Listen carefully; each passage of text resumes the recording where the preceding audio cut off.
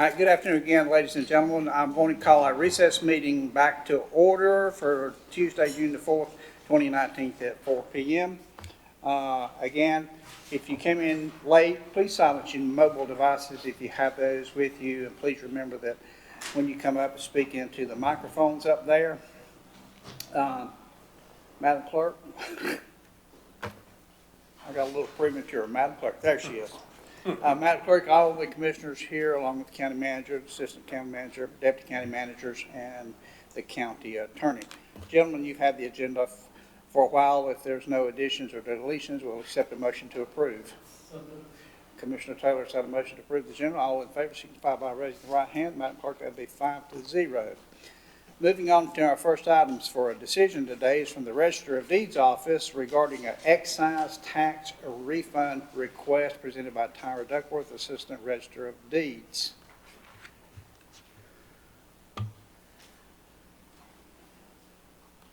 Good afternoon. Good afternoon. On April the 30th, 2019 of this year, James Fleischer Law Firm inadvertently recorded a deed in our county. It was supposed to be recorded in Catawba County. The deed was from Michael and Jacqueline Welch to a Sean and Brenda Bringen, and it was recorded in our office, like I said, on April the 30th. Mr. Fleischer paid a total of $90 in recording fees and $4 in vendor fees for the e-recording. Those fees cannot be refunded, and he understands that, but however, he is respectfully asking for the excise tax to be returned to him, which was a total of $328 that he paid for that. The Register of Deeds agrees upon this request with proof of the document that he recorded in Catawba County, and that should be in your packet that he has approved that. All right, gentlemen, you've heard the presentation. Questions for Tyra on this matter? So you just made an honest mistake? Mm-hmm. And you've double-checked and the deed's been recorded in Yes, Catawba I like have. it should be? Yes, I've called Catawba County and everything, and also got a copy of the recording. All right, any other questions or comments? Mr. Chairman, I think it's the only fair and equitable thing to do is to return his money. And your motion is? Well, suggested motion to authorize this issuance of a $328 refund to Fisher Law Offices pursuant to North Carolina GS 1052228.37. Gentlemen, you heard Commissioner Taylor's motion. All in favor, signify by raising your right hands. Madam Clerk, that'll be 5-0. Thank you, ma'am. Thank you so can do much. that. All right. Moving on into our items for discussion. Our first item will be from the Sheriff's Department regarding the fiscal 2019-2020 budget reconsideration presented by the Honorable Steve Wisman, High Sheriff of Burke County. Hello, Sheriff. Thank you, sir. Thank you for this opportunity to come before you. We just have two items that we would like for the commissioners to review. The first one is the new staffing, jail staffing, and for the record, I'll just read what I hope that you have copies of. The opinion of the sheriff, the chief deputy, the two captains, and this group is comprised of three former jail administrators and a detention officer, in conjunction with the current jail administrator, believe the recommended jail staffing of 41 is unsafe for both the staff and the inmates to operate the new 264-bed facility. We ask that the commissioners approve our budget request of 60 staff. That was our original budget request. B, if the commissioners desire to initially open the jail with a lesser number of inmates than full capacity, the sheriff's office will be happy to provide a recommended number of staff to accomplish that goal. Sheriff's Office asks that the Commissioners and Sheriff's Office determine a mutually agreed maximum number of inmates and a jail staffing number to accomplish such a plan. C, should the Sheriff's Office and Commissioners be unable to agree upon a maximum number of inmates and a staffing number, the Sheriff's Office requests the county hire an agreed upon experienced jail consultant. The jail consultant will be contracted to conduct an assessment of the new facility and make a recommendation to the Commissioners and the Sheriff's Office. The recommendation would include a staffing number that would be sufficient to safely operate the jail for both the staff and inmates, and also provide the Sheriff's Office with the ability to comply with all the North Carolina statutes and the DHHS regulations for operating the jail. And then finally, should a consensus not be reached between the Sheriff's Office and the Commissioners, the Sheriff's Office asks that the county attorney provide an opinion of the liability that the county and the Sheriff's Office may incur for opening the jail in the opinion of the sheriff's office without insufficient staffing to be safe, and 2, to meet all the North Carolina statutes and DHHS regulations for jail operations. All right, gentlemen, you heard the sheriff. Any questions or comments? Mr. Chairman, I presented some information that I would like to share, and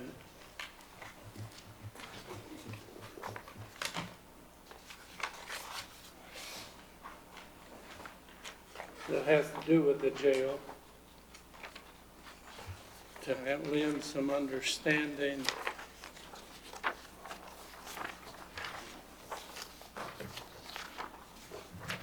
Have you got one you can pass down to the sheriff? Yeah. Okay. Everybody pass it on. I think we're, Margaret.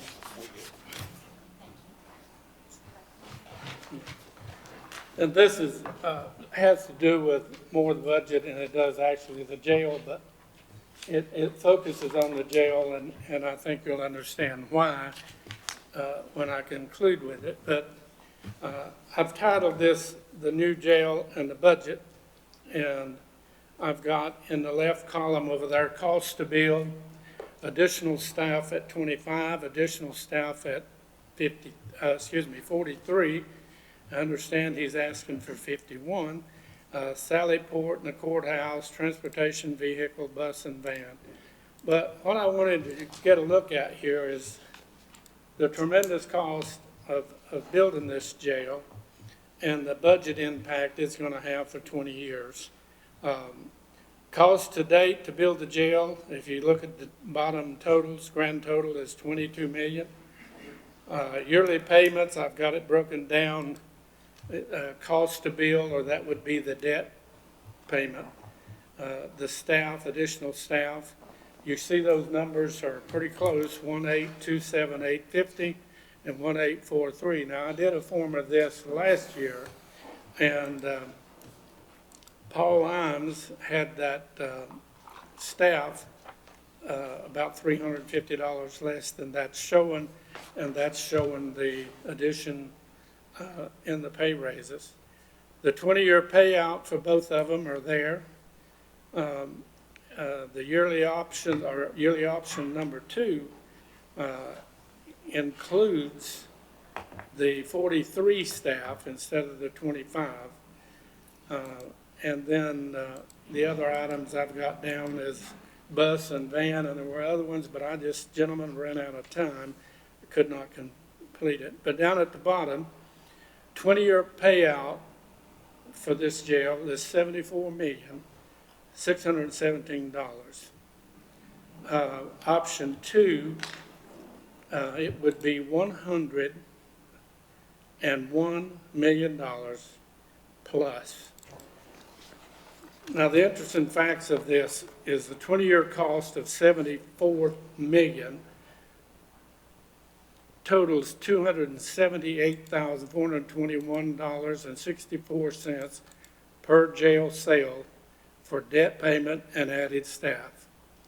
We gained 68 jail sales. The 20-year cost per gained sales to get those other 68 sales is $1,097,000 and change. If we go with 43 additional staff employees, which is the sheriff's request, the 20-year cost is $377,480 per jail sale. If we just count the 68 gained sales, the cost of construction and added staff is $1,487,591 per sale. If you divide the entire 256 sales by construction payout only, it is $36,557. It's $142,800 per jail sale. Each tax cent represents $700 in your budget.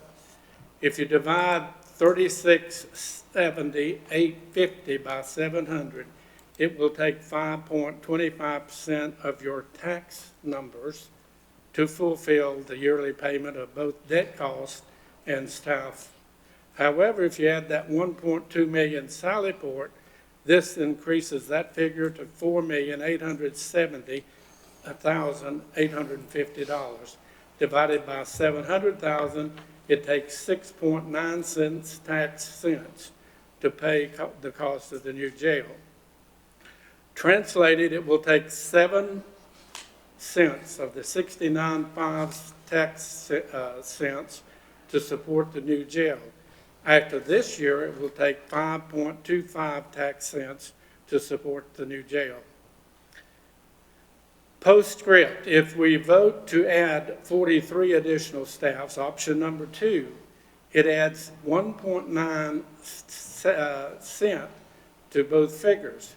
Without the Sallyport included, it would take 7.15 cents of the tax cents. With the Sallyport, it would take 8.86 tax cent to support the new jail. Or, if you want to put it on the taxpayer's advantage, it would lower the tax rate a minimum of 5.25 cent tax. Number 7, it is obvious the 7% revenue increase proposed in the budget will go to support the new jail. The citizens will carry this burden for 20 long years. In the conclusion, I have not been secretive or silent about the jail. I supported the jail wholeheartedly when the figures in black and white showed that the money we saved on not renting out jail space, jail cells in other counties, and the money that we saved on cost and traffic and shipping prisoners back and forth to the courthouse would have paid, and I believe it was 1.3 million, don't hold me to that, would have covered the debt of the $14 million jail. But when the plans were changed and the cost went over 16 million, and then when it would take more staff instead of less staff, as we were promised, I voted no. If I had to do it over again, I would still vote no, gentlemen. For the record, the jail is not the sheriff's problem. He did not campaign for the new jail. He did participate in the process and advising on many aspects of the jail, which I'm sure all of us appreciated. And the sad note is that, and the truth of the matter is that elected county commissioners have a right to build a jail. They also have a right to levy a tax to pay for it. However, it does not make it any easier to swallow. And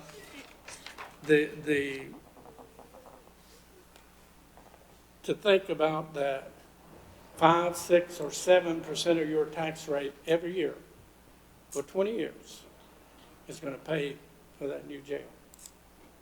And I just think it still say in a very professional manner that we had options and we did not choose to take them. And those options would cost you about less than 10% of what we're paying. And you could have had as many jail cells. And with that, I'll hush and you can throw darts at me or whatever. Thank you. Thank you, Commissioner Taylor. Any other questions? Mr. Chairman, Sheriff, looking at your information, particularly item A, where you're talking about the staffing and your opinions. Of course, we have, had a jail architect that is familiar with jails. He's designed numerous jails and worked with officials throughout the area. We've looked at how those jails are operated, run, and I looked at the staffing of those jails, and I think Brian's numbers try to take all that into account. Can you give us some explanation as to why, in your opinion, you don't think you have enough staff to run the jail? Yeah, I think the And maybe, architect, maybe break it down to, you know, how the thing runs and how you see it perhaps differently than somebody else, and why other folks are saying, well, you need X number of people to do this, and in your opinion, you need some other number. yeah, of course, architects are looking at paper and pencil, and they're not inside a facility running one. When you have 3 jail administrators that's been in there and understand the complexities of running the jail, which is different from a prison, by the way, because you got people coming and going all the time. The original number that the command staff come up with, plus the jail administrator, and through the National Correction Institute, was 74. When they told me that, I said, there's absolutely no way the commissioners will ever give us 74 people. I said, trim it down to the bare number that you feel like that we can safely operate the jail. 60 was it. They could probably individually tell you why they come up with those numbers. But I can tell you, one of the things I think might be getting lost, and I was just calculating some numbers while Mr. Taylor was sharing his input. You got to consider that 60 staff really ends up with the same number of people that we have now, and only servicing 223 beds. So we're using the same number of people to move to 264 beds in a facility with a much larger footprint than we have now. You've got to consider that 37 of those people at Burke Catawba, or half of those people are paid for by Burke County. So you take those 37, you add the 17 that we have at the downtown jail, you're up to 54 people. That's all we asked for was 60, minus 6 people, 2 transport officers, and 4 people to stay at the downtown jail during court sessions. So we have come up with the exact same number of 54 to operate 264 beds, when before we had only 223 beds. So to reduce those numbers and increase the beds in a footprint that much larger than we're doing now is just not feasible. And that's the reason why I asked that we hire a professional, experienced jail consultant and let them provide us with what they think. And that's the way it's objective as we can get. I mean, it's not us, it's not the commissioners, it's somebody that does it for a living. And we can do that. We can agree upon a consultant and look at what they come up with and go from there is what I would recommend. Because we feel like 60, and these guys have been in there, they run it, they see the danger that's involved, and with Pasquotank, with officers getting killed down there, I think they've been sued. I think there's more and more DOCs getting sued because they're not given enough staff. And that's what we don't want to happen. We don't want the staff to be harmed or the inmates to be harmed. And we just realize, we've been in the situation where we see what can happen in a jail when you don't have sufficient staff and you know you don't have sufficient staff. And that's where I think there's some liability. And it's just a difference of opinion where we feel like the minimum number is and what's recommended as the minimum number. I guess where I'm trying to go is, you know, I hear what you're saying. You're looking at a jail design that we use now. You're looking at a downtown jail, you know, many-year-old facility. I'm sure not set up to today's standards for safety and security. But have you worked together with what, you know, the design of the building and what our folks say, the manager and the architect, and with input from other folks that are running this jail, with the same design? Have you looked at the bodies to see, you know, what's, and I don't remember these counties that have jails just exactly like this pretty much. You know, how are they doing it, and how does those numbers compare to the numbers you're looking for? I mean, have you gone to that point, other than just, you know, saying, well, footprint, and, you know, I understand all those numbers, but it's a totally different design with a totally different concept of how to manage safety. And Yeah, one of the things too, I think it gets lost in this is that we've got one person now that's in the command tower that would be comparable to what we're gonna go to the new jail. The only difference is, we're gonna have two people in there, a male and a female, for the different sides of the jail, but everybody else has to be back on the floor, and you can't save tremendous amount of manpower just because of the design of the jail. We can see everybody much better, but you still have to have those people going cell to cell. And one of the things that's happening is the DHHS is changing the jail requirements, and we're going to have to physically now go every 35 minutes. In the past, we had to do a minimum of 2 per hour. You could do one theoretically at 5 o'clock and then 5:05, and you're good. Now we have to make a round every 35 minutes and physically see those people. Those people are on the floor, these detention officers, and they're walking through this jail. Now, one thing the jail administrator did was he just walked through there in a normal situation to determine how long it took him to walk this jail normal fashion. It was 52 minutes, I believe he said it took. So I think that gets lost. People think that you just set up in the command tower and you see everybody. That is true, but we have to be on the floor, actually seeing the people. They've changed the rules and regulations, just much broader or much more narrower now. We got to be on the floor. And I understand that the commissioners or some of you guys went and looked at a jail. We weren't aware of that until later, but I don't know what they're doing. We have looked, and initially a couple years ago, I think we went together and looked at some jails. But that's the reason I think that before we jump off into a situation where we could have some liability, I strongly suggest we hire somebody that we both agree upon that's objective and let them look at that. I think it'll be much more than 41. I would feel confident about that. Given the size of our current jail and our population, and I don't think we're going to rush right into renting a whole bunch of beds right off the bat. It seems that, we're not going to have full capacity at this jail on day one.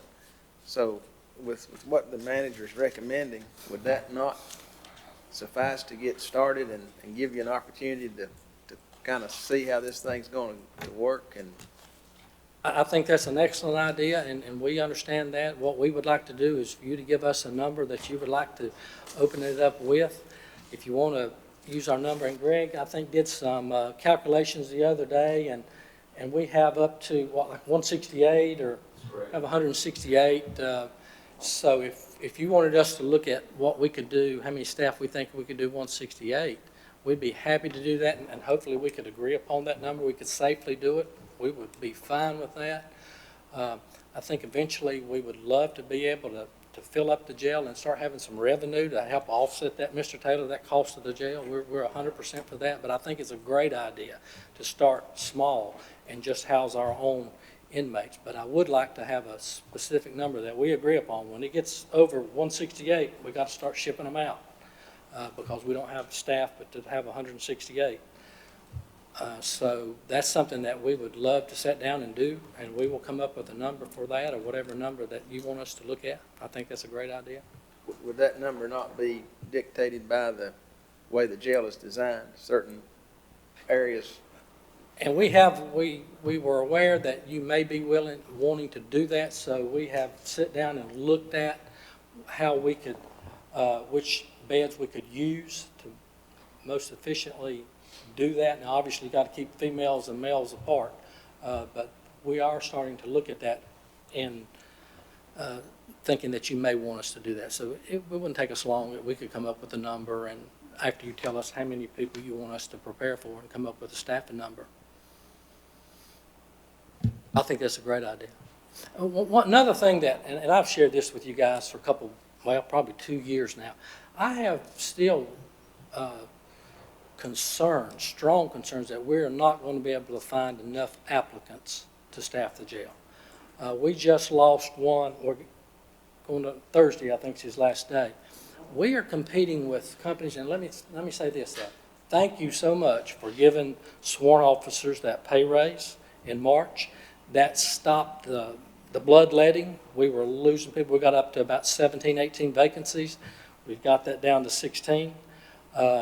With the increase in the detention officer pay starting July, first week in July. That will help us with the 3% cost of living. We are very, very appreciative of that to get us up to market average. But what we're facing now is we're losing an officer that Department of Corrections is hiring at $40,000, giving them a $9,000 signing bonus and a promise of 5% pay increase in July.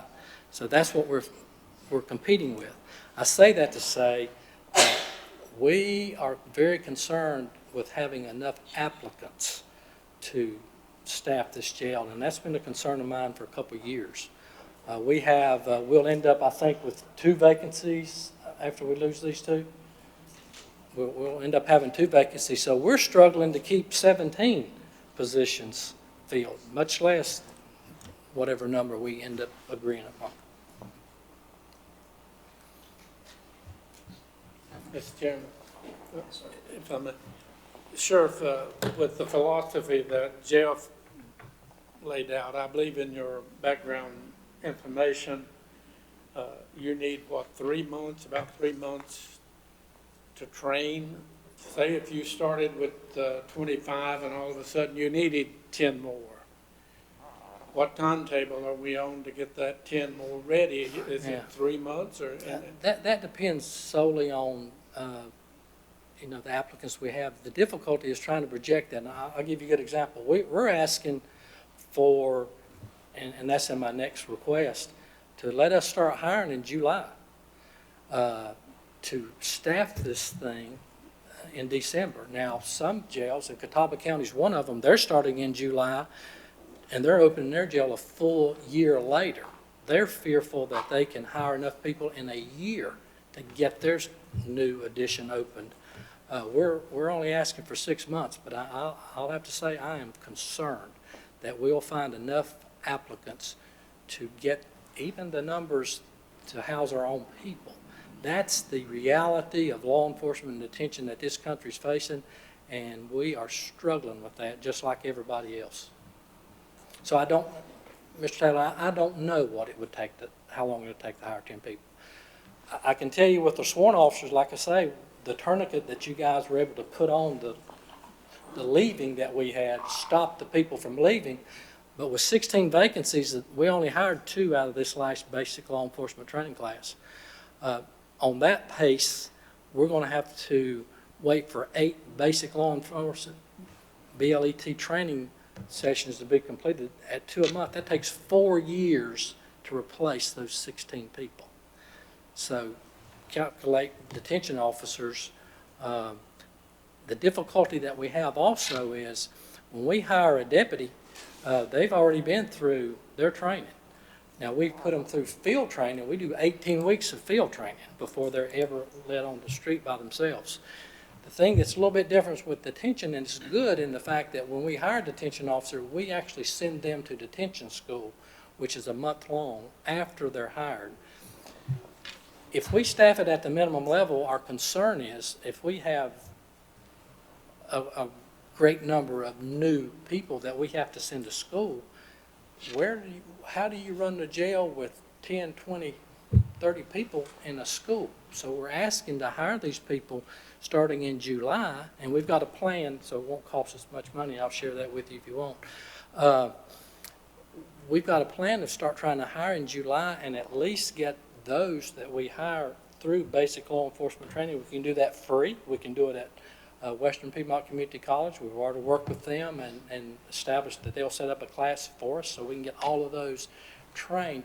But we do want some additional time to get them what we call field trained. So we're thinking that the minimum amount of time that we would need is 6 months starting in July. Let me expound on what I mentioned about trying to save money.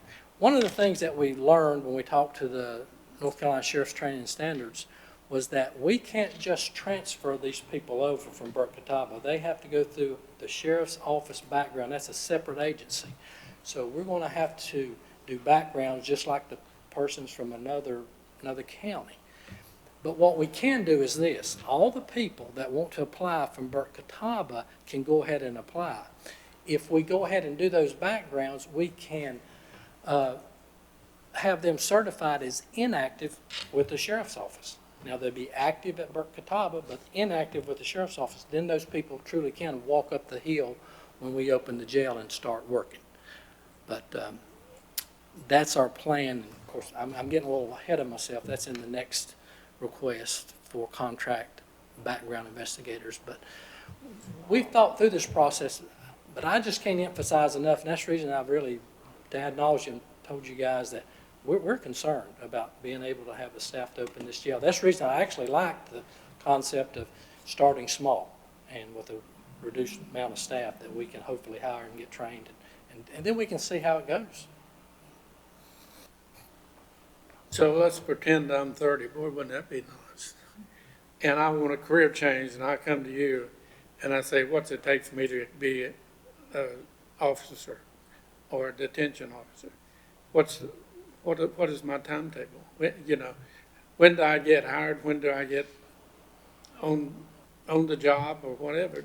What we could do, and this is our plan, for people that's walking in and wants to start detention that's not already at Burke Catawba, we can utilize those people as soon as we start this project with the courthouse. That is going to put a lot of additional burden on the downtown jail that we currently got. Now, remember, when that new jail opens up, downtown jail becomes just a holding facility. But right now, it's a full operating jail.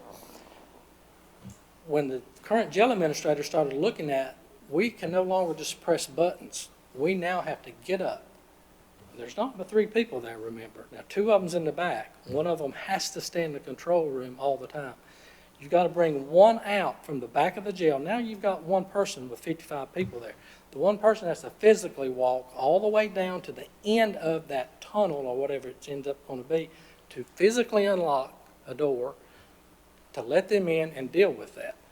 I think the jail administrator the other day, just to see how many times that happens, in a 24-hour period, that was 211 times that we got somebody getting up, walking, and dealing with that person.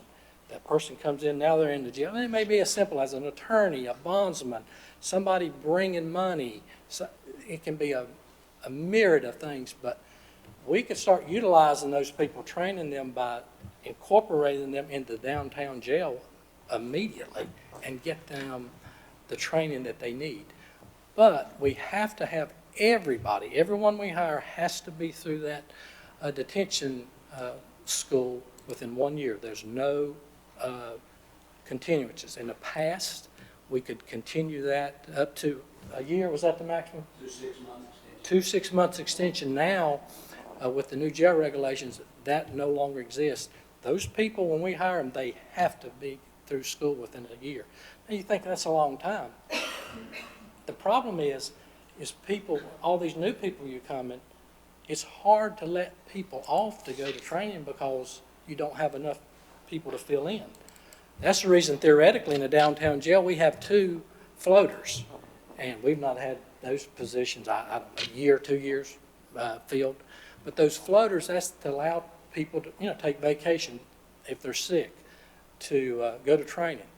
That's what we worry about. Even with the staffing of 60, we're concerned about how can we operate the jail again safely with not having those people there. So that's the reason why we're so adamant about starting to hire in July and get these people through school and through their what we call field training before all of that, before we open the new jail. I'm going to ask one other question from your explanation there.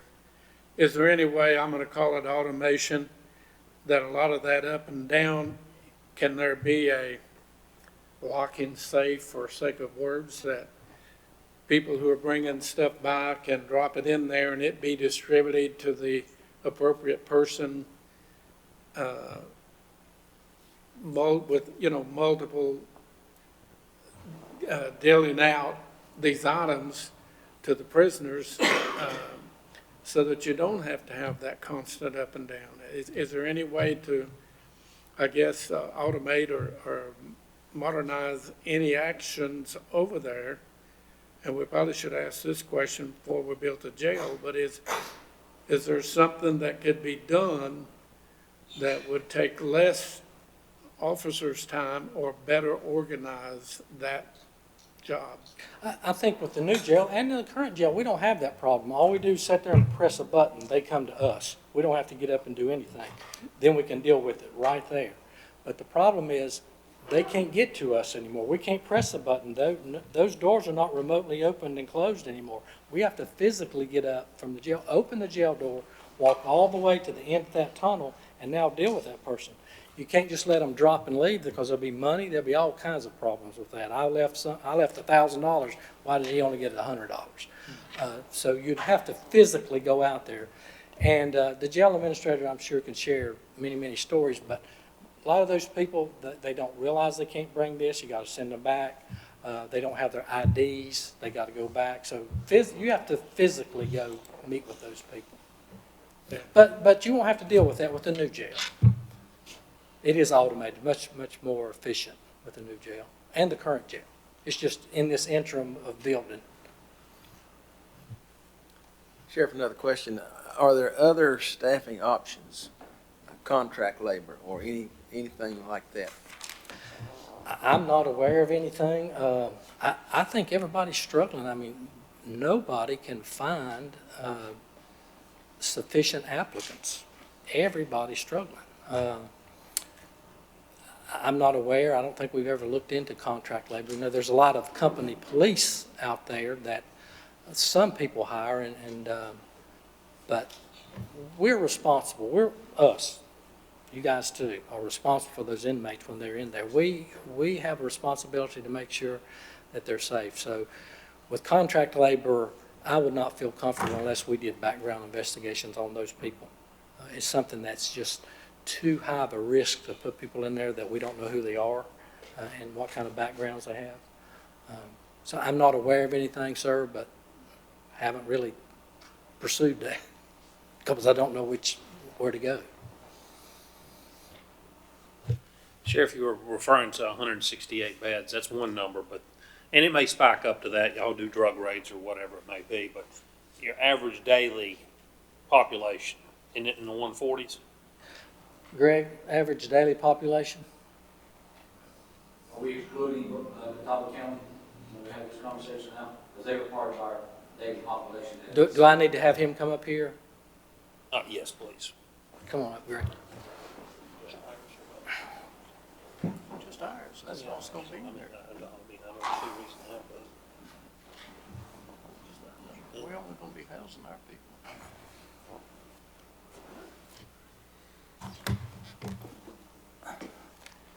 Just so I make sure I understood the Just question. our population. Okay, so if we were setting at even numbers, we'd have 88 and 54, if it was the perfect day.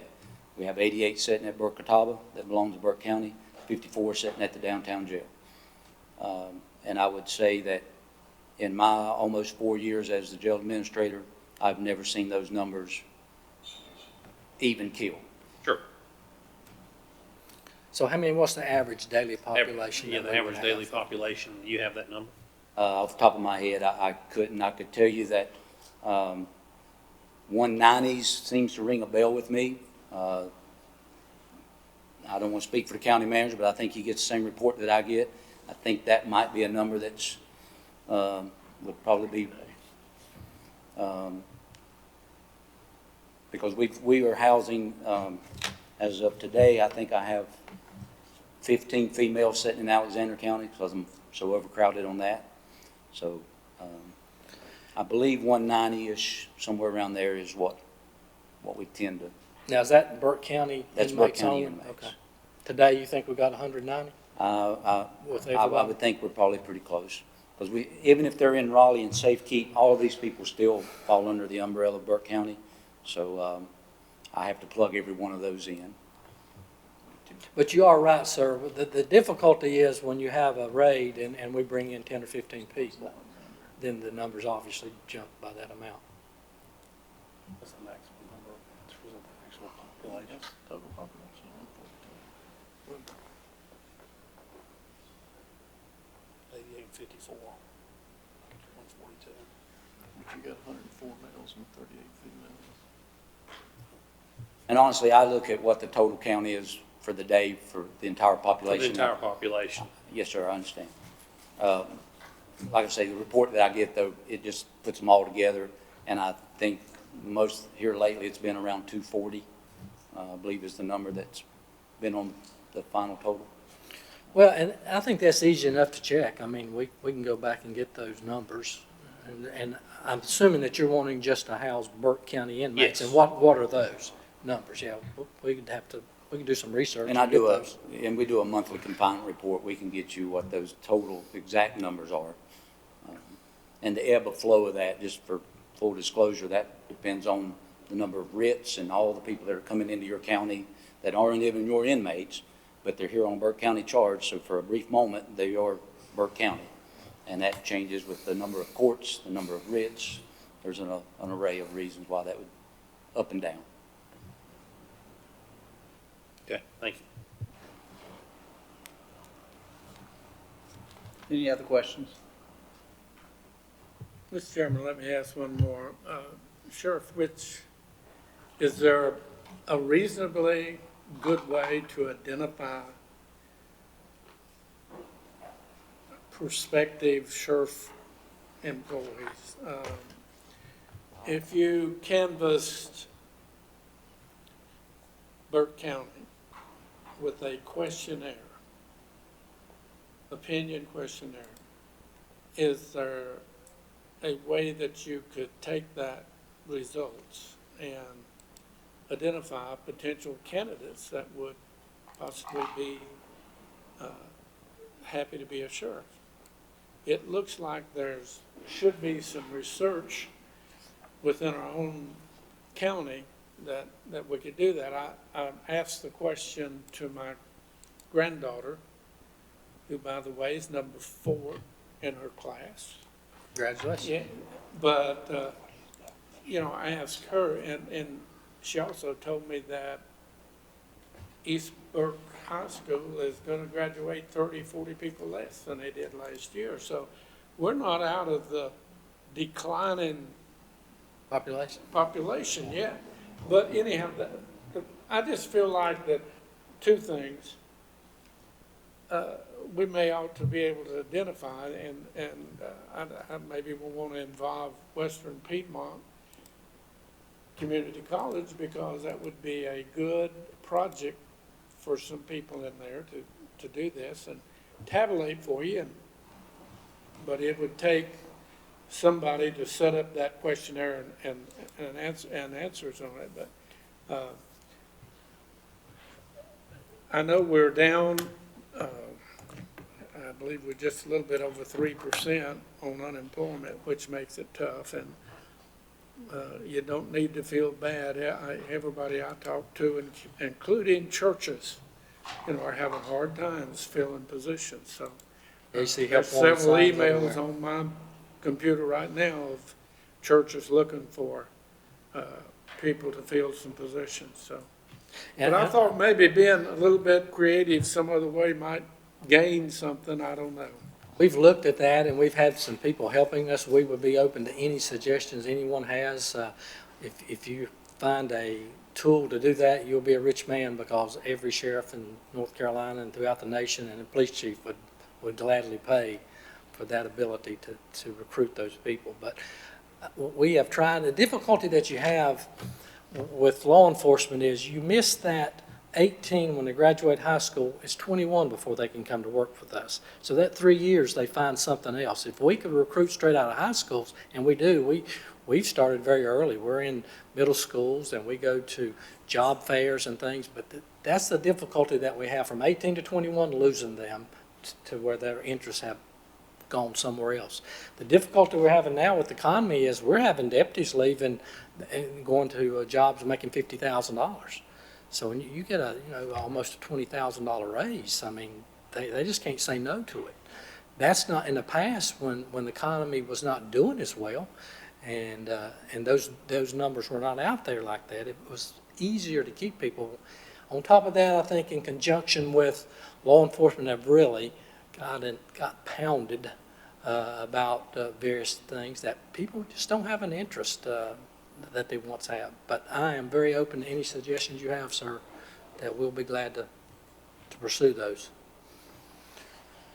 Well, this just, some jobs just lend itself, if you're gonna be promoted, you gotta move. I mean, that's, you know, if you wanna make the same money that a church that's got 10,000 members, well, you gotta move to a church that makes 10,000 but just to give you an example, I had an engineer who left Hickory, North Carolina, to go to New York for a $40,000 a year increase.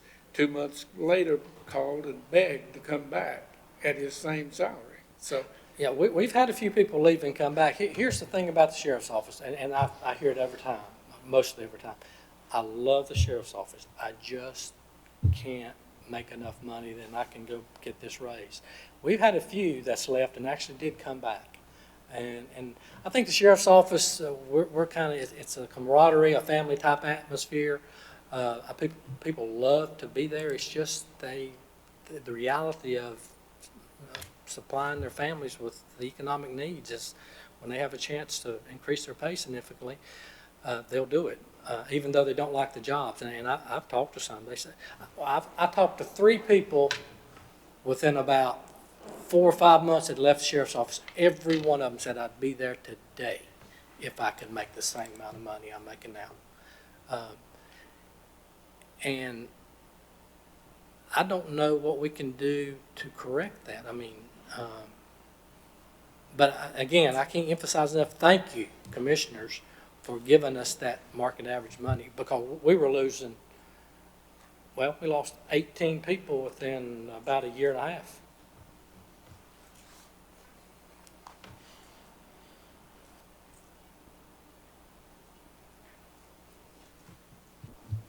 Other questions or comments?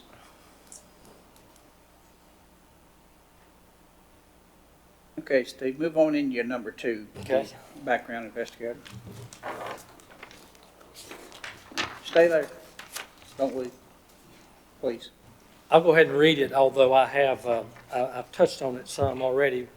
As far as contracted background investigator, the sheriff's office asks that the commissioners approve the sheriff's office budget request to contract a retired Burke County Sheriff's Office captain who is a reserve deputy to conduct background investigations for the detention officers to staff the new jail. In the sheriff's office experience, we believe utilizing an experienced former criminal investigations division lieutenant would better serve the sheriff's office and our citizens in conducting these investigations. B, the sheriff's office goal is to begin those background investigations in July for all Burke-Catawba District Confinement Facility detention officers who wish to apply with the new jail. North Carolina Sheriff's Training and Standards require that the Sheriff's Office conduct background investigations on all detention officers who are not currently employed by the Burke County Sheriff's Office. And again, like I mentioned before, we just cannot simply transfer those staff from Burke-Catawba to the Sheriff's Office new jail. C, in the current environment of a significant nationwide decrease of law enforcement and detention officer applicants, the Sheriff's Office needs to begin recruiting and hiring as soon as possible for several reasons, including, 1, a concern that sufficient officers will not be able to be hired to fully open the jail. 2, lean jail staffing in the new North Carolina Sheriff's Training and Standards will create a significant need to hire these new detention officers and have them complete the 1-month detention school and their field training prior to opening the new jail. And then that's why I mentioned too, it's our understanding that Catawba County is planning to start hiring detention officers in July 2019 for their new jail addition with the tentative opening date of July 2020. Now, questions for the sheriff on hiring a background investigator? Sheriff, we have a person in place that can do this already.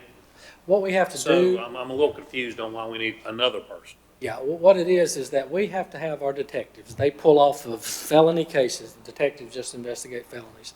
So what we do now when we have an applicant is that's assigned to a detective to do. So that's less time that they can spend investigating criminal cases.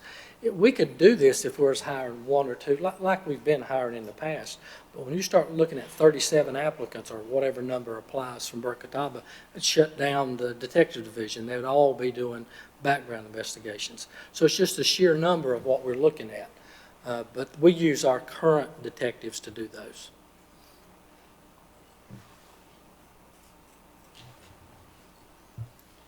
So Sheriff, are you saying we can't use somebody else to do them? I mean, Well, we're just concerned, and I don't want to use names or anything, but we just had somebody tell me that they paid, I believe he said $5,000 for background investigations, that he hired somebody based on that recommendation, and this person took some of that property from this company, and so not only did they not find that he was a convicted felon, they had pending charges. So this background was cleared, and he hired this person without them apparently even doing a records check. So you've got to be very careful of who you're hiring, and we've heard those horror stories over and over. When you have people that are doing this for just opening up a business to do background investigations, anybody can hang the shingle. But the reason that we would like to go with somebody that we know that have done these background investigations themselves, there's many times that when you look at a piece of paper and you go through the first process, you make it through the paperwork part of the background investigation, our detectives will find problems. And their interviewing skills, they'll find a lot of problems. That if you don't have a experienced interviewer, that goes missed. And then when you hire somebody, you deal with them for months, and then you realize that you would not have hired them if you had have known all this stuff. So our detectives find a lot of stuff in their investigations that prevents us from hiring people that will not make it. So we just would like to go with a known person. All we're asking for is the cost would be the same that it would be of using a detective. We're not trying to pay somebody any more than what the detectives would make. And we may not get close to the number that we asked. The $75,000 was if we had to do 100 background investigations to hire the number of people that we talked about. That was just the maximum cost that we could foresee. Some of them won't take that long. But we had asked for $75,000 as a cap. Hopefully, we could do it for much less than that. But when this person tells us this person's good to go, or they don't recommend, and we've had that. I mean, they get through the investigator's investigation, but they say, they recommend yes or no. And there's been times when they will just recommend no. But many times they find things that's not put down on paper. You just cannot do an investigation just looking at paper. So we're just wanting to use the known commodity that we have, and somebody that's got a history of doing those and has the expertise to glean information that people are not always forthcoming in sharing. Mr. Chairman. Yes, sir. Steve, how much interpretation do you need to do when you do these background? I don't mean can a child do it with the proper training. I guess what I'm saying is $75,000 for one guy. It looks like you could hire a company for that kind of money that facilitates it much longer in it. And how long would he be employed for that? You said it might not be $50,000 to $75,000. Yeah, and how we came up with that, Mr. Taylor, was, let me find it here. We took that, our investigators, we asked them how much time they spend on these. Now, it's much more in depth than just doing a records check or doing an interview. Everything that they've done in the past, they talk to their employers, they talk to the family, they go to the house, they go to their neighbors.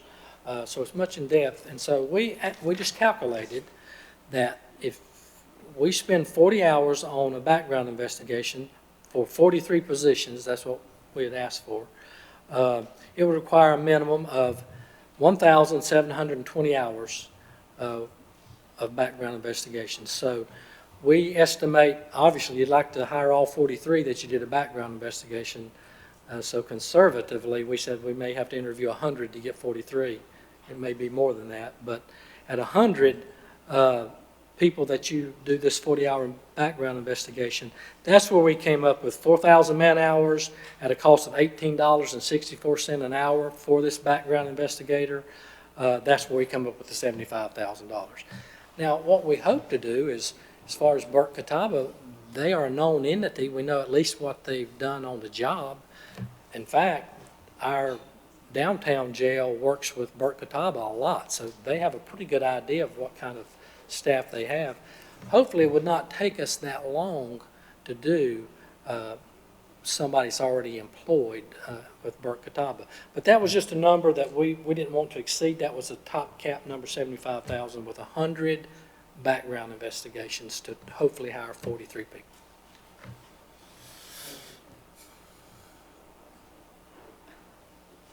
Other questions or comments?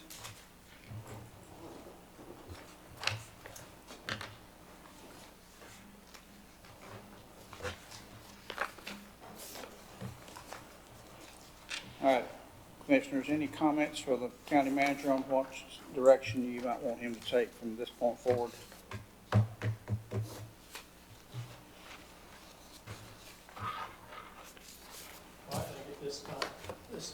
Now, Johnny, there's a lot of ifs and ands here that we don't have really answers to, and we really don't know the final outcome of what's going to happen here. We don't even know if we can open the jail up yet, you know. And of course, another question is, I haven't heard anything what our plans are for the old jail, and is that just going to be sitting there empty, or, you know? I think everybody. It seems like all the counties around us, a lot of them have built new jails, so they. We probably don't have that carryover of inmates that we once maybe would have had today, but I still think there's a lot of questions here to be, and a lot of unknowns here, I think. That's what scares me, is the unknowns.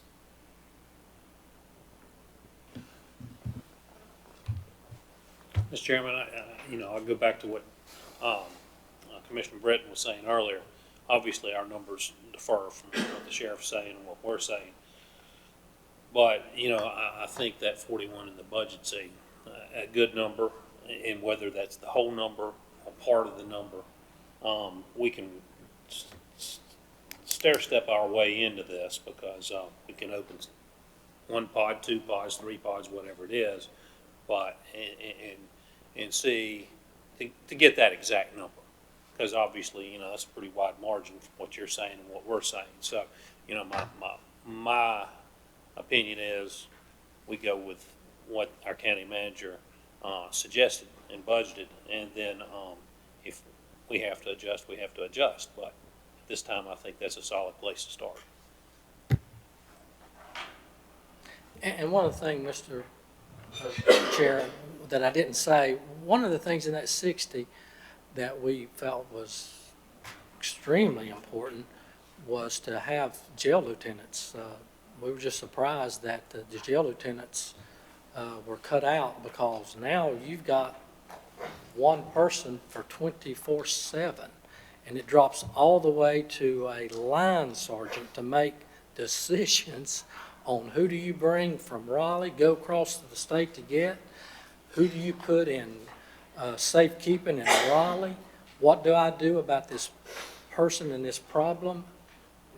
We're really shocked that we don't have anybody between the jail administrator and a line sergeant. So we would strongly suggest that we have jail lieutenants.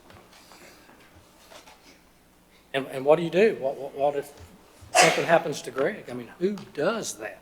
The jail lieutenant has zero idea how to do those things. Zero. They just don't do that, the administrative part of it. So there's nobody to do that job.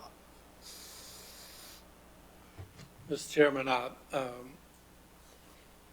was just looking at the sheriff's office detention, and his budget in 16-17 was $807,000. This year, it's $2,184,310. And what is that, about 120% increase? And I flip through this and I just kind of get, have to go outside and mow grass or something. But most of our increases are coming from employee and employee-related expenses such as insurance and retirement and all that. And every time we go up on the salaries, then you go up on all those other things, which it makes it hard to conceive just, where's this going to end in the way of budget for counties. And I used this one time before, that the example of Charlotte, Mecklenburg City Police, and they have added 2.5 times the employees. Their budget is, I've heard 4.5, and I've heard 600% increase. And they got the same problem as you got. Now, that doesn't make us feel any better. It just, it's, and the sad part of that, and probably the saddest part, is that the poor taxpayer is burdened with paying the prices, and folks, things are not better. I mean, it's not any safer to walk on the street. You had a shooting last night in my neck of the woods. So, and I say that just to say that I think that we need to get together as leaders. And I don't think until we start at school-age kids, when I say school-age, 2nd, 3rd, 4th, 5th grades, and re-educate the value of caring and re-educate the value of getting along. And it's what we need is, and I hate to use this, but we need a little bit more Jesus in people's lives so that your life won't be so hectic and people won't be out shooting each other and that kind of thing. But in summation, it's just that we're all in this plight, and somewhere there lies a golden nugget or an idea that somebody has that can help us get out of this situation. And I don't know where it is. If I did, I would tell you.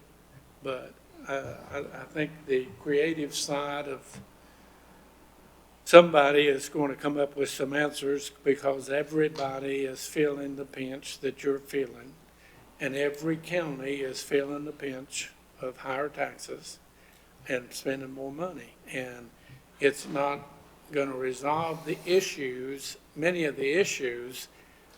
We just feed the issues is what we're doing. So, One thing, though, that you got to give yourself some credit, you did stop the bloodletting.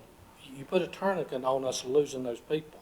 It was getting to the point where, until you give us the raise, that we were going to have to sincerely look at changing the duties of the sheriff's office and just start concentrating on certain aspects and let some things go. Now our officers, with 16 vacancies, we are struggling for these officers. They're having to work lots of overtime. These detention officers, and I was asked about transport. There is no transport officers. These people that's going to be taking up to 50 people from the new jail to the downtown jail, those are bailiffs. They are not in the courtroom. So what they're having to do, the transport officers are bailiffs that's working overtime. I got in the car from Raleigh and headed back from Raleigh yesterday, and I'm looking, and it's after 5:30, 6 o'clock. We got 4 bailiffs that's transporting. They've worked all day. Now they're transporting people. So there is no transport officers. And we've got one transport officer that goes throughout the state. Everybody else in that transport team that we wanted, all they're going to be doing would be transporting back and forth all day long when the bailiffs are tied up. There's many times that we're getting criticized by judges because we don't have sufficient bailiffs in the courtroom. Now, if we go with this 41 and we open up that jail, now we've got to have bailiffs out of the courtroom full time, make them transport officers. And we're already struggling.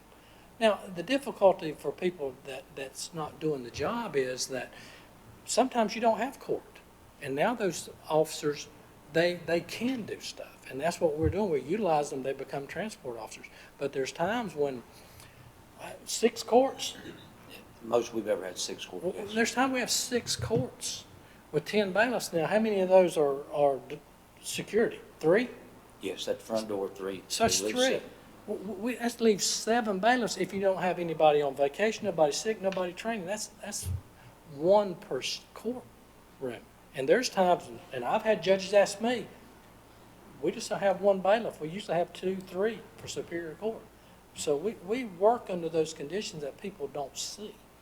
And I just can't emphasize enough, when you keep pulling these people and working them overtime, it gets to the point where they are tired and overburdened, and especially with people with working detention and patrol deputies, they're already working 12 theoretically, it's really 13 a day. So when they have to work over, there comes a threshold when they become not as safe or not as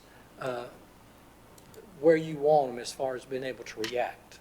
And we're facing that with 16 vacancies now, 16 officer vacancies.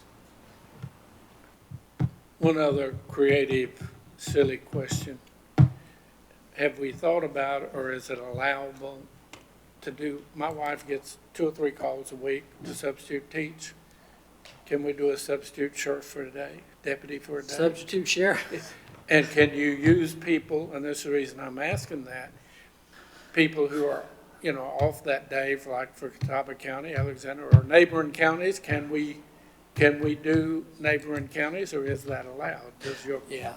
No, that's what we verified, that we can't even use Burke Catawba people to come to our new jail. They have to be certified by the sheriff's office. And one thing you got to think about is, like deputies, think that's 16 weeks of, what is basic law enforcement training now? 16 weeks of basic law enforcement training, then 18 weeks of officer field training before they ever can go out on the street. So we just can't, have volunteers and stuff walk in and do those jobs.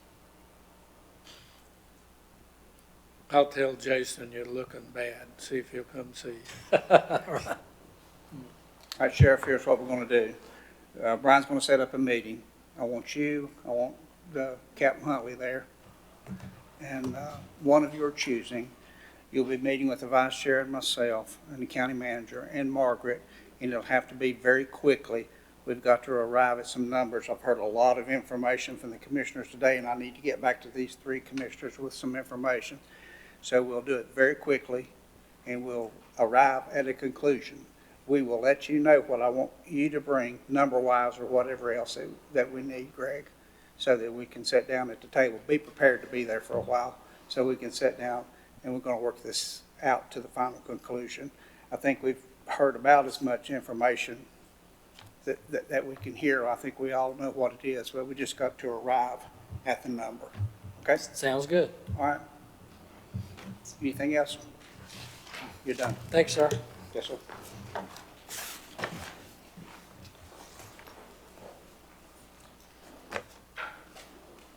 Sorry that took so long. Let's move over to Carolina Land and Lakes, budget reconsideration. Melissa Patton, Executive Director. Melissa, sorry you had to wait there for that. That's all right. That's important, critical stuff you got to work on. When I was here in February, I told you about our wood pellet project to help poultry farmers that we've got going on in this region. And but I didn't have time to tell you about some of our other great projects, and I wanted to take just 2 minutes to tell you about when Carolina Land and Lakes was first initiated by the Department of Agriculture. Their first priority was Burke County, and Burke County has a need with Hunting Creek in the Hunting Creek watershed. It's a 303D listed impaired water, and so Carolina Land and Lakes started working on that right away and was able to get a grant to help with the watershed plan. They hired a contractor and did that part, and then they started working on BMPs on Hunting Creek and did some work over at Western Piedmont Community College and finalized some of that in 2014. And today, we continue to work in that watershed and to improve that. So we're not just working on energy with the poultry farmers, we're also concerned and trying to help with water quality and water issues in Burke County. We recently received a grant from Clean Water Management Trust Fund to work on this stormwater erosion and runoff from Manola Road onto the J. Iverson Riddle property. And we're working on that right now and trying to seek additional funding from Division of Water Resources. Carolina Land and Lakes just need your support to continue helping the farmers, the small business owners, and the local government complete the projects that benefit the citizens of Burke County. I thank you for your time today. I hope you remember my presentation back in February and the other things we're doing here in Burke County, and would like for you to reconsider supporting Carolina Land and Lakes. You did support us back in 2010 until we had a change in administration and all the federal employees left, and then it left staff people that didn't know who was supporting us and not, and so they didn't request any funds from you after 2011 until I came on board and realized that the counties that had been supporting us were no longer supporting it because we had not been making presentations and asking you for the support. All right, gentlemen, questions for Melissa? How do you guys differ or work with the county's soil and water conservation group? We differ from them because we can work, because we are a nonprofit, we can work on different issues, but we are working coincidentally with them on this project at J. Iverson Riddle. We asked them to come out, have a buy-in, and right now, if Division of Water Resources supports this project at J. Iverson, the money has to flow through the Soil and Water Office. It cannot be sent directly to a nonprofit. It has to be, we have to be joined with the local government.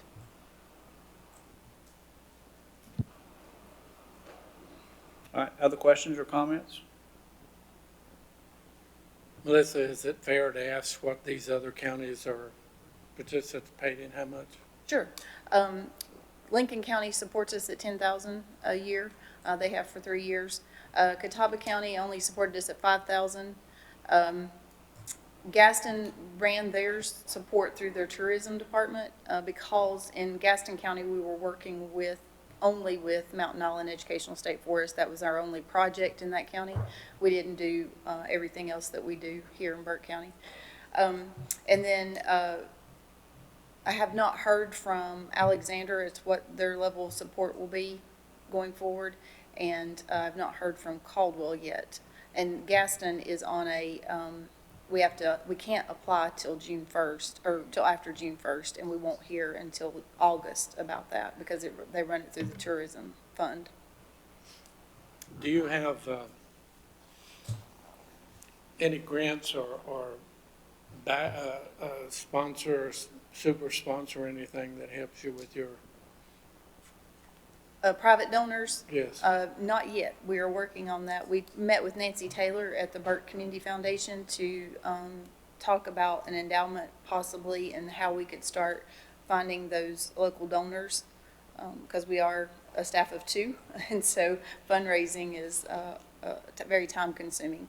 And so Nancy's helping us out with that as well.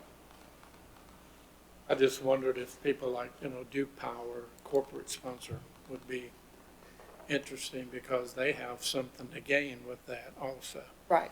But it's a good program. I appreciate it, and someday I hope I have a bunch of wood to sell you to make pellets out of. Okay, great. All right, any other comments or questions? Okay, if not, Melissa, we'll take it under consideration. All right, Okay? thank you, sir. Thank you. All right, this time I'm supposed to turn it over to you, Brian, for some comments if necessary, if you have any. You had talked to us at the last workshop about increasing funding for BDI. I think the finance officer has done that. We've also had information back about the Board of Elections Director. Rhonda contacted their board, and they would ask that the Board of Elections Director receive the same percentage increase that the other staff in her office are scheduled to receive according to the salary survey. That's 15%. We've also looked at the History Museum for some additional information. I believe you've had that emailed to you. I don't know if the board wants to change the amount that was recommended, to either increase or decrease it. So if I could get some direction from that. And then I was going to share a little bit of other information with you that you may find helpful.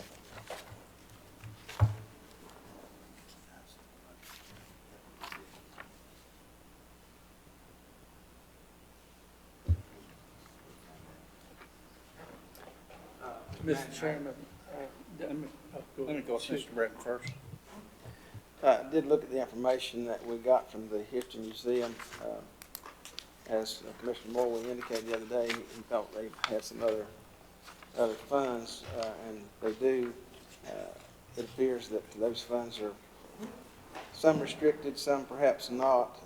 It also appears what they're attempting to do is use the proceeds from those funds to operate their functions, and then of course they're coming up short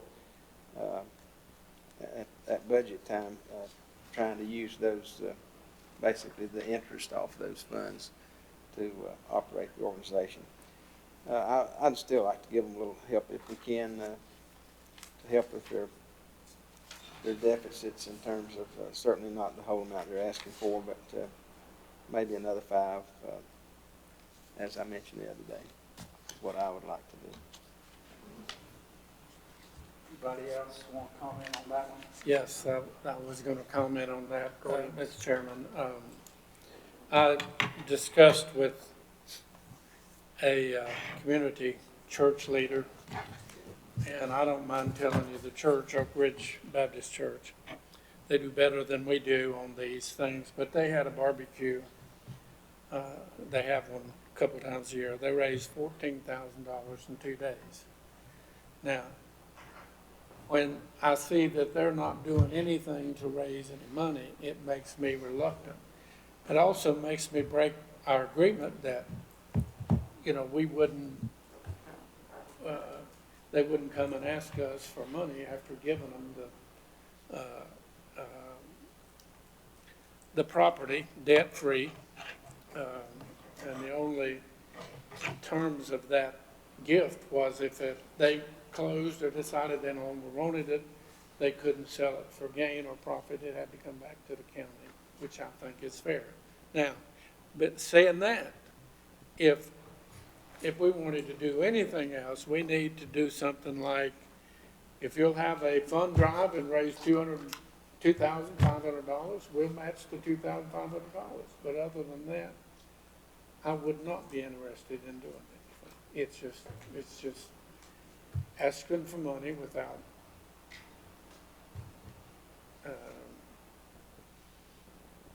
just as a gift, and you know where the budget is, and if you things that I've been looking through that budget and trying to find things we might tweak and find a little bit of money, and one of my thought, well, we ought to delay this study to raise raises. We ought to give us a year rest on that. But then I found out even that, instead of being a couple $100,000, was like $8,000, and it's just not prudent to make that kind of a change for that kind of money. So I have been horribly too busy to really study the budget like I would like. I have studied the budget a lot. I made hay for a solid week, a month, and it takes a lot of time. But I would like to say, on the behalf of who, I do like the new format of the budget. I think it's really nice. You did that, huh? It's easier to read. From that standpoint, you can actually review this budget faster in this one than you can in the other one. But that's my comment on the. I read the information, and it's just. Some people ask for money and they really don't need it. Some people ask for money and they desperately need it. It's our purpose and goal in life to find out which side of the fence that is on. And when they show they got, what, 200-some thousand dollars in the bank? It was more than that. More than that. Well, that, I'd rather give it to the pellet guy, girls. And just to comment, you know, I'm somewhere in between there. That's why I asked a lot of these organizations do have foundations or endowments or whatever it is. And obviously the numbers were quite higher than what you just said, is well north of $1 million. And so and that's kind of why I requested, I wanted a little more clarity, because generally on those funds, even if they're restricted, they pay out a percentage. And so I kind of wanted clarity on that, because of, you know, unless you ask, you just don't know. And so, you know, I'm glad that they sent that information. It's quite relevant to this. But that being said, you know, I don't think we should not give them anything because, you know, because of that, because I understand some of it is restricted. And you got to look at it as this, as a piece of tourism as well, and support tourism and business in Burke County. That history museum is very, very popular. And so I'm not, I think we need to support them at that $10,000 that Brian requested. Sorry, Mr. Chairman, we're giving you 3 different answers, but Mr. Manager, but you know, and that takes us going from 5,000 last year to 10,000. That's double, and you know, I think that's a, you know, I'm comfortable with that at this point. But you know, I do want to support their mission, because I think they do a fantastic job, keep a shoestring budget, and you know, whether they can do fundraisers, I don't disagree with Commissioner Taylor on that at all. But at this point, we do know there's a need there, and I just like to support them. Anything? Well, looks like it's on me, doesn't it? As much as I really want to give them more money, at this time, I can't do it. There's just too many things on my plate at this time that we need to look at, especially in the jail arena. And we did give 10,000, so I'm going to stick with that for right now, Mr. County Manager.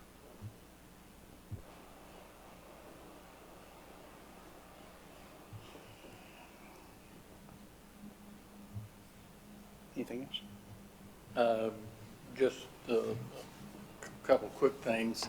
As far as the last presentation, gentlemen, my thought when we were doing our budget, if they are pursuing a grant that, and they are notified of an award and need a grant match, they can come before this board at that point in time, make the presentation, and this board finds that it is something that they would like to participate in, then you could award at that point in time the required grant match, or whatever portion of a grant match you would desire, so that they're not being excluded. It's just not being put right up front and wait and see if something happens. But I was going to share with you two. Let me say one other thing about this.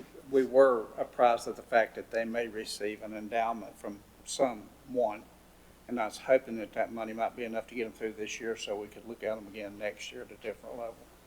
Yeah, and I was talking about Carolina Land and Oh, Lakes. I was talking about the other one. I'm sorry. I got confused. All right, Carolina Land and Lakes again. Yeah, about. Yeah, Okay. if they Yeah. receive notice that they've been awarded a grant and need a grant match, they can come back before this board at that point in time, do the presentation, and it's like whenever county staff does a grant, pursues it, once it's awarded, we have to come before the board and get your permission to move forward and get the grant match. So that's something we've done, and I think we could do again if the board was so inclined. The two quick things I was going to share with you is, one, animal services applications. We have received, for the director's position, over 50 responses. For the coordinator position, over 70 responses. And for the technician, over 5 responses. Now, I will try to start working through those and come to a conclusion about who to interview and how large a pool of interviewees, because you know, time is running, and July will be here in a flash. Even if you do interviews, make a selection, make an offer, they accept it, they give a notice, You probably end of July. So we will pursue that. I thought that was good information. And from what I understand from what is known at the Human Resources Office, the sheriff, since y'all did the pay increase, has hired 2 deputy sheriff positions and 2 detention officer positions. Again, now the detention officers, of course, didn't get a pay increase in March, but the sworn deputy positions did receive that. But I wanted to just update you on that. And I'll get with you as soon as we can to look at a meeting scheduled with the sheriff regarding his budget concerns. Gentlemen, we've got June the 6th at 3 o'clock set aside for another budget meeting. The only thing that I have see pending is our negotiation with the sheriff to arrive at some kind of figure. If it's okay with y'all, if we have the meeting and arrive and we can notify you if we change anything and for his budget reconsideration, there would be no need for that June the 6th meeting, and then we just go into the budget and we either vote it up or vote it down. So is that okay with y'all, or do you want to have a June the 6th meeting? I don't know of anything else that needs to come in front of us. Mr. Chairman, I really can't answer that, except with this statement, as long as we get the reserve to bring a, 1 or 2, 3 items that we have questions at the meeting. Sure. I mean, that's always been true, yeah. So I particularly don't see a need for a June the 6th meeting, so I think we can go ahead and cancel that. You're gonna have to get this meeting really quick with the sheriff and his staff so we can work on that. Okay. Can Brian check these figures? I'd like to have this sheet if these figures are right on this sheet here Okay. that Mayor did. If there's any adjustment or whatever, it would sure be helpful. Sure. Right? You will handle that? I will, But we'll probably be on Margaret's desk. we'll have to just see where The chance to see it, hear him before, see, he's aware of it. I'm just, I want to make sure that this is. And Margaret, I echo what Commissioner Taylor said. I was glad that I asked you to change this form because it was much easier to read, and thank you for your hard work on that. Okay. Is there anything else to come before us today? If not, then we will, okay? So we definitely are canceling the June. We are 6th. definitely canceling June 6th at 3 o'clock. There's nothing else. The sheriff is the only thing we have to solidify, and we can get everything back. That probably needs a motion and a vote. Okay, what kind of motion would you like to have? I think it would just be motion to cancel the June, what is it, 6th? June 6th. Meeting. And commissioners have the reserved right to ask questions, any remaining questions they may have at the next meeting. All right, all of you heard Maynard's motion. All in favor, raise your right hands. 5-0. Madam Clerk, thank you, Maynard. All right, we'll accept a motion to adjourn. So moved. All right, we're adjourned. That went in on Hello, I'm Brian Steen, the Burke County Manager, and I'd like to introduce you to Zeke, Ty, and Chloe. They're my 3 pets, and I adopted them all from rescue agencies. I hope if you're thinking about getting a dog or a cat, you'll consider contacting our local rescue agencies and adopt one.